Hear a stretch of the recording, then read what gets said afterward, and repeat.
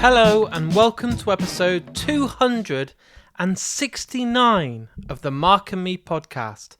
As always, I'm your host Mark.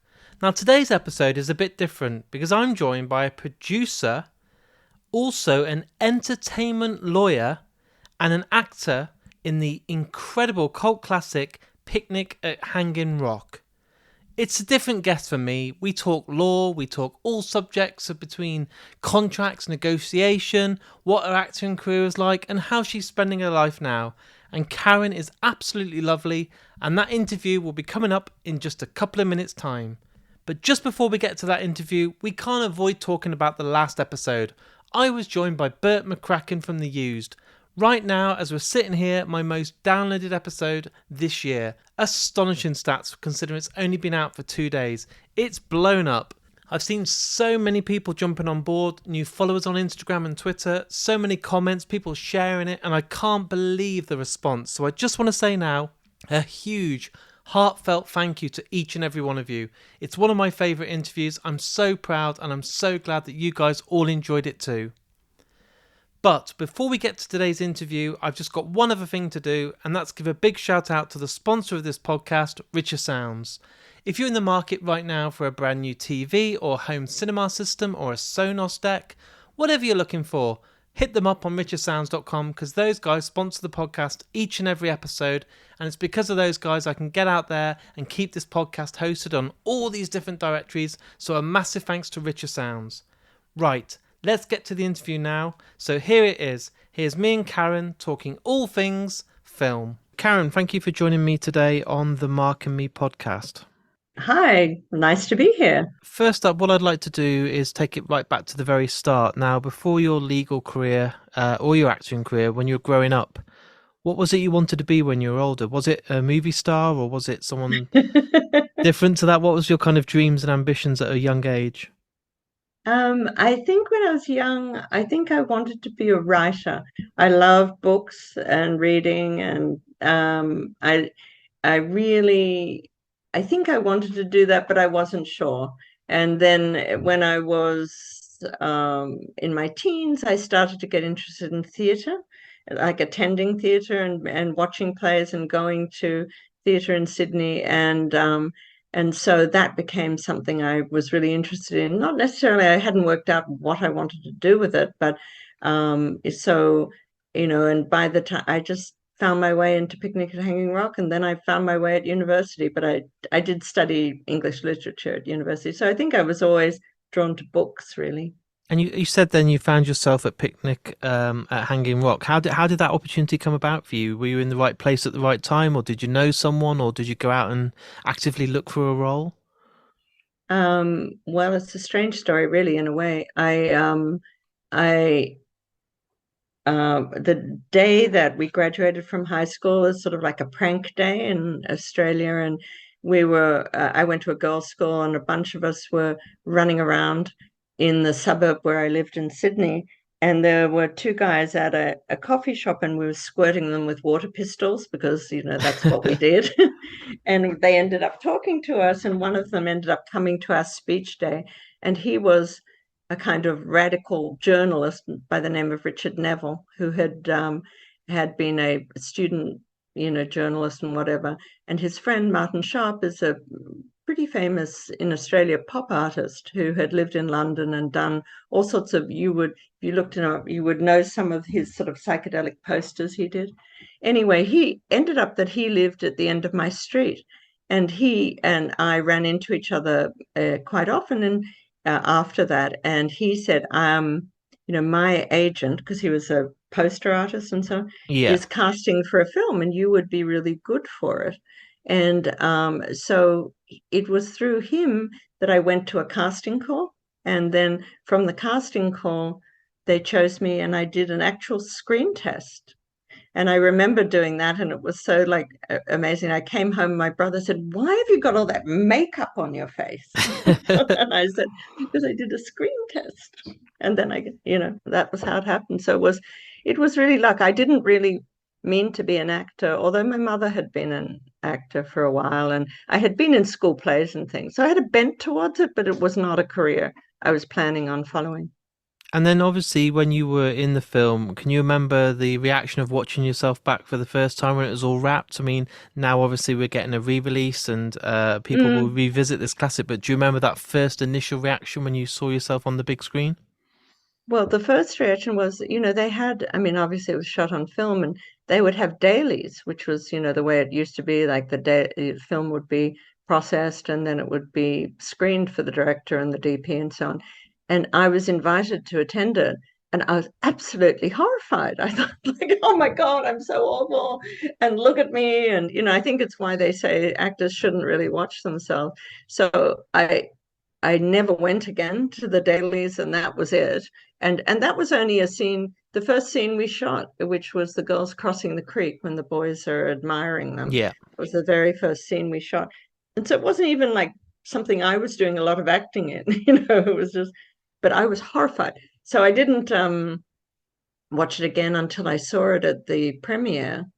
And that was just a blur to me. The only time I really remember seeing the film and actually watching it in a considered way was much later in New York when there was a re-release, and I was living in New York, and I spoke actually at a screening of it, and I was probably 30 years old at that time. That's when I really saw the film, when I wasn't just so self-conscious that, And your career transited into sort of the entertainment world as still being involved in the industry, but as a lawyer and a producer. So you weren't hmm actually, you're more behind the camera and behind the scenes and hmm everything.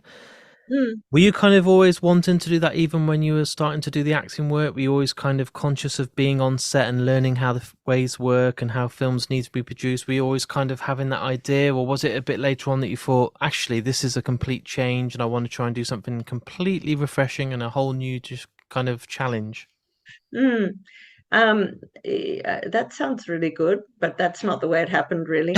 I think that, what happened was, I guess, so I was in the film, and then I had an agent, and I was thinking, oh, maybe I should do acting, and but I got into university, and I was doing a joint law and arts degree, which is quite a long degree, and I was studying English literature and art and stuff. And all my friends were sort of in the creative industries. They were artists and actors and stuff like that. So that was the world my friends were.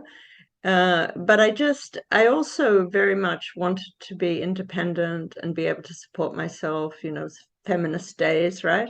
Of And course. so when I graduated, and when I got towards the end, I just said, I should just go to law school, finish law, and maybe there's something I can do in law that's related. I didn't really know what it was because entertainment law wasn't really a thing in Australia at the time.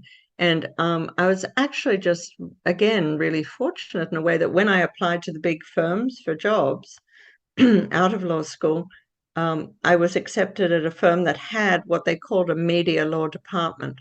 And it represented one of the big media groups in Australia, which had television and radio and stuff like that. And I was doing more like defamation and libel type of things originally, but they also had a film lab.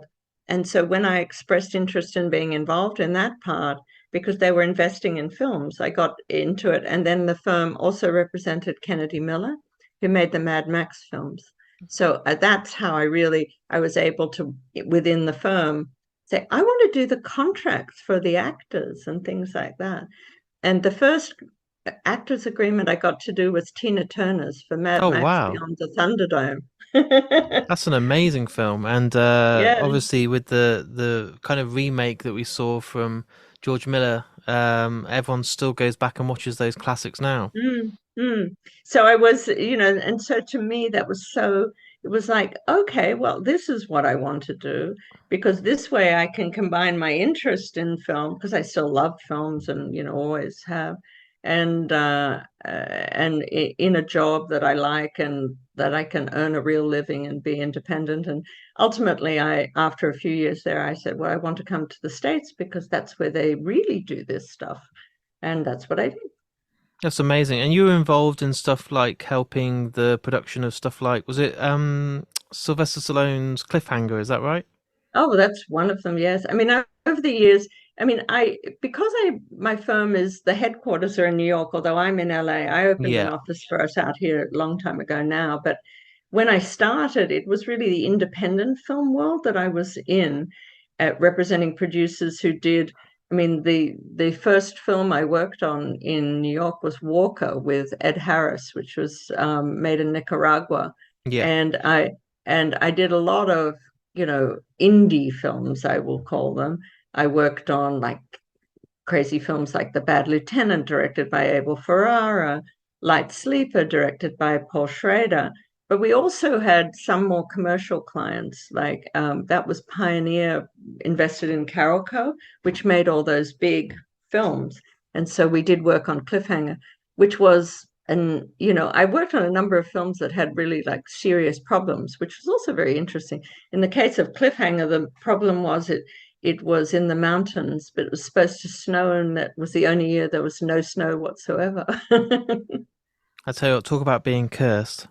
Yeah, yes. Well, they're remaking the film though. With a Yeah, woman. every film gets remade eventually, doesn't it? At the moment, so every time I go on the internet, there's another Well, remake announced. But yes, as Picnic at Hanging Rock was remade into a TV series in Australia, which I refuse to watch. I was going to say I've never watched it, and I don't think I ever will. So I suppose with your job, is it like every day must be completely different? I mean, you must be going from all different types of people within the industry, speaking to different producers and contract people, and it must be a real. I can't imagine that any day is the same. No, that's true, and it's also changed a lot lately. I mean, as I said, I started in independent films, Yeah, mostly in New York, which was the real heyday, like the 90s. Hal Hartley and Jim Jarmusch and all those filmmakers. I started in those lower budgeted films, representing mostly the producers. But then I sort of moved into. I used to go to the Sundance Film Festival. I represented some filmmakers, mostly women. But then start to go to the finance side of the films and representing the financiers and the distributors of films. And so that got a lot more technical, a lot more, finance oriented. But I think the biggest thing that's changed is just the business. And, I do a lot more TV now, streaming and TV. I still work on films, but it's not as common as it used to be. It's harder to finance independent cinema, particularly. I see that, and I talk to a lot of directors and actors, and I think the TV world, as great as it is, and we've never been so lucky to have at our fingertips such a range, it's ruthless. Mm. Even the successful shows that you love on Netflix, I try and not get too attached to anymore because I just know that I'm never going to get to series 2 or 3 the way that the world is. Yeah, it's also a different form. My husband is from Iran and he's a filmmaker who went to film school in London, actually. So that's something people always say, what do you have in common? I said, we're both Anglophiles, we're both from the colonies in a way.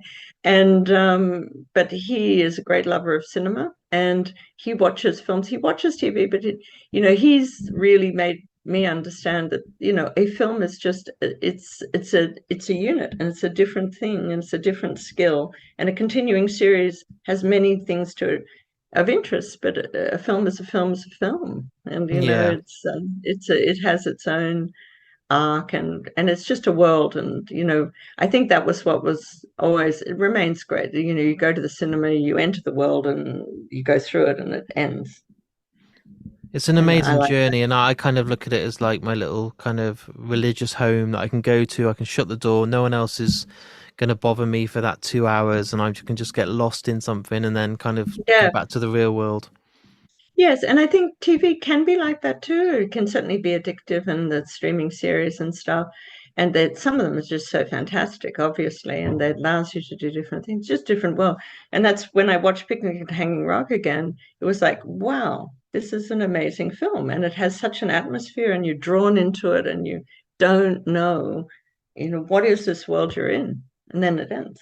And what happened to the girls? And that's why I think it's lasted and why it's a kind of cult film. People Yeah, rediscover it. and over here in the UK, especially, Second Sight are really getting an incredible name behind them, and they've got some great movies out, and they've had the big classics as well. But they're also Mm, bringing these films that not everyone's quite aware of. So, mm, they had Texas Chainsaw Massacre just come out, which everyone loves and is a cult classic for a reason. mm. But then people will trust in the label, and then will go and buy these smaller independent films or not so successful films, and really discover these new kind of classics that they didn't Oh, even know existed. So they're doing great things at the moment. I think they've got a Oh, that's great.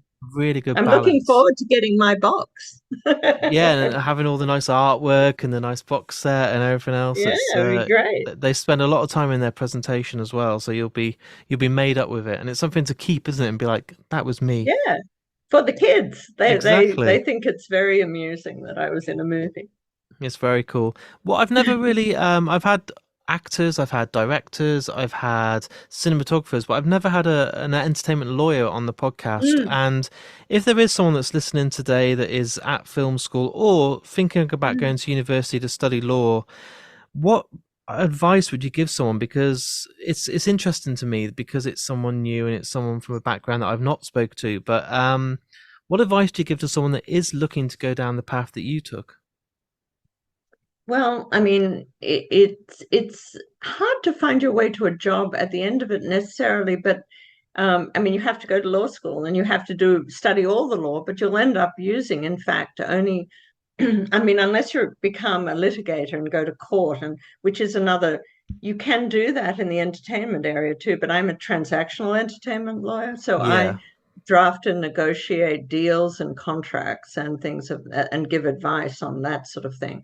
So, you can go down either path, but it's really a matter of go to law school and then work out what areas you're interested in and try and get like internships and things while you're at law school in it depends also where you are. I mean, it has been kind of geographical.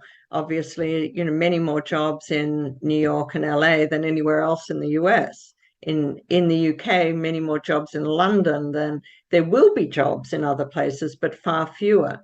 So it's a matter of joining societies with when you're at law school that are in the area. And sometimes they don't have an entertainment law thing, but they will always have a copyright or intellectual property, which is very much part of you need to understand copyright and protect copyright and get rights to how do you get rights to create a film. Picnic at Hanging Rock is based on a novel. They had to option the novel. They had to negotiate a deal with that writer who wrote the book, and then hire the screenwriter. And the rights aspect of how you put together all the rights and so on. So I think it's a matter of um, you know going to law school, finding the societies or the groups, and join the film club. If you go to a university that has a film school, that can be great because then you can be part of their film clinic or whatever. And finding a job is just you get whatever you can. I think also the jobs have changed, because when I was coming up in the States, it was like, oh, you can work with a studio, but the film studios aren't the companies now. Now it's streamers. And there was a period where it was really the Silicon Valley companies. It was Apple and Google and these you have to follow. And I mean, but it can be very specialized because there are people who do just music Yep. and that's their thing. I just like filmed entertainment, and but I have done other things, all the peripheral things like merchandising and video games and those sort of, and people, but the basics are contract law and copyright law. It blows my mind, and you going through all the process. I think some people don't even realize how much it's kind of goes on behind the scenes and how much legal stuff is taking part to see one of their favorite TV shows or films. I don't think they No, have any idea of just how much is taking place. well, that's good. So you don't want that interfering with your enjoyment of the game.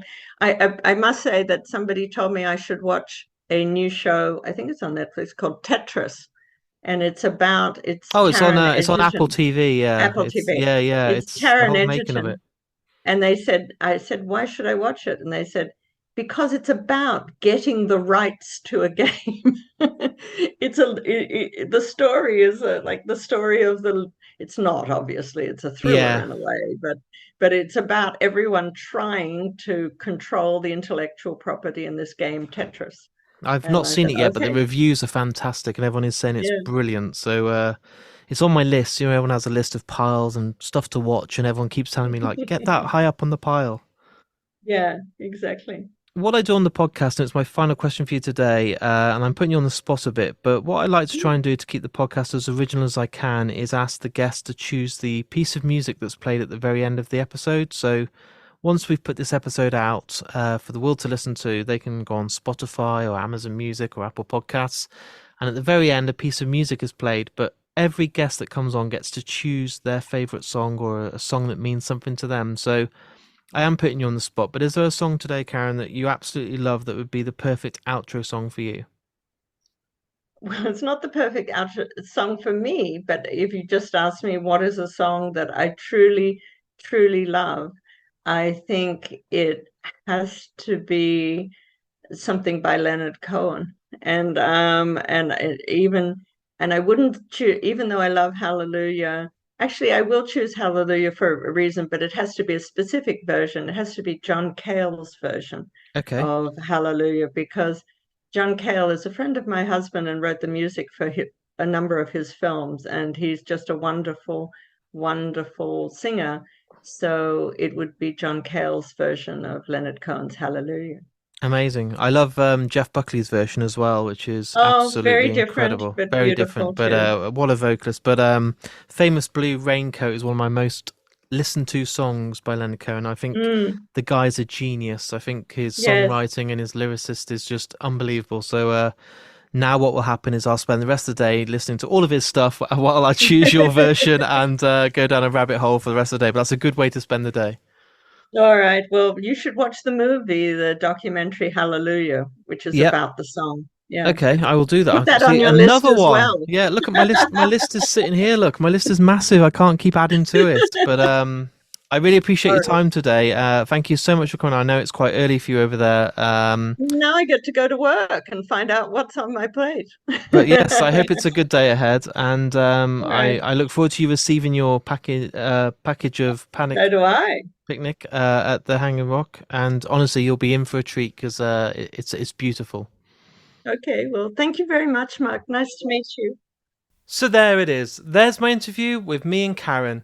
What an amazing woman, so different to some of my interviews I've done, so humble, so down to earth, and just so real. And that's all I ask for on Mark and Me. When guests are like this, it's just beautiful. On today's episode, you heard us talking all about the brand new release from Second Sight, Picnic at Hanging Rock. It really is a cult classic and it's available now. And stay tuned on all my social media channels over the next few days to be in with an opportunity to win the 4K deluxe edition of this because it's absolutely stunning. I want to give a big thank you for Karen for coming on the show. It means hell of a lot and I really appreciate your time. Also, I want to give a big shout out to another sponsor of the podcast, the Folio Society, my favourite company out there for books. I'm not going to take any sponsor for this podcast and just talk about them for the sake of it to get a big paycheck. That's not what I've done, and I've never done it for 5 years. But what I have done with Folio Society has got an amazing partnership, and I'll be giving you guys at home the opportunity to win some beautiful books. And if you want to check out what you can win, go on foliosociety.com, look at all their amazing books, and I'll start surprising you all at home with some competitions over the next few days. Also, if you've enjoyed today's episode, I say it on every episode now, but it's so important, hit the share button, hit the retweet button, on Instagram post it as a story, or if you can't be bothered, just hit the like button. It helps more people see it and then jump on board and start following Mark and me. Things aren't slowing down anytime soon. I've got some incredible festivals coming up, which means loads of specials and a brand new episode in only a couple of days' time. So until then, look after yourself, take care, and I'll speak to you all very soon.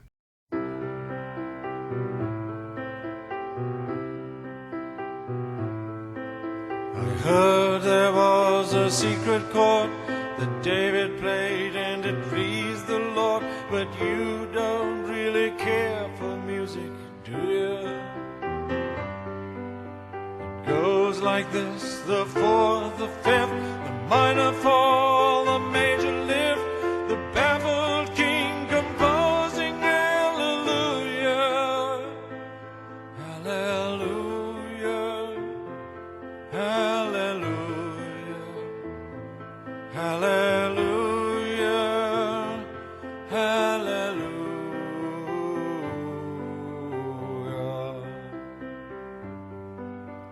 Faith was strong, but you needed proof. You saw her bathing on the roof, her beauty and the moonlight overthrew you. She tied you to a kitchen chair. She broke your throne, she cut your hair, and from your lips she drew the hallelujah. Hallelujah. Hallelujah. Hallelujah. Hallelujah.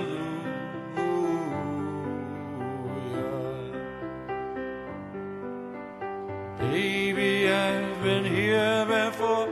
I know this room, I've walked this floor. I used to live alone before I knew you. I've seen your flag on the marble arch, but love is not a victory march. It's a cold and it's a broken hallelujah. Hallelujah. Hallelujah. Hallelujah. Hallelujah.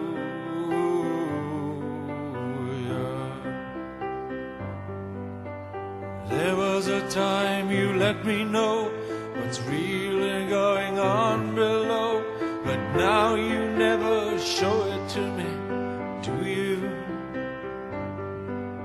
I remember when I moved in you, and the holy dove was moving too, and every breath we drew was hallelujah. Hallelujah. Hallelujah. Hallelujah. Hallelujah.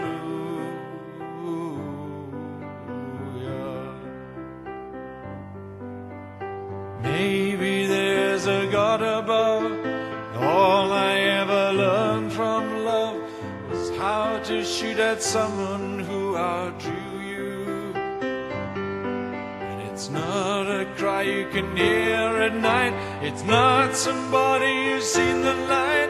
It's a cold and it's a broken hallelujah. Hallelujah. Hallelujah. Hallelujah. Hallelujah. Hallelujah. Hallelujah. Hallelujah. Hallelujah.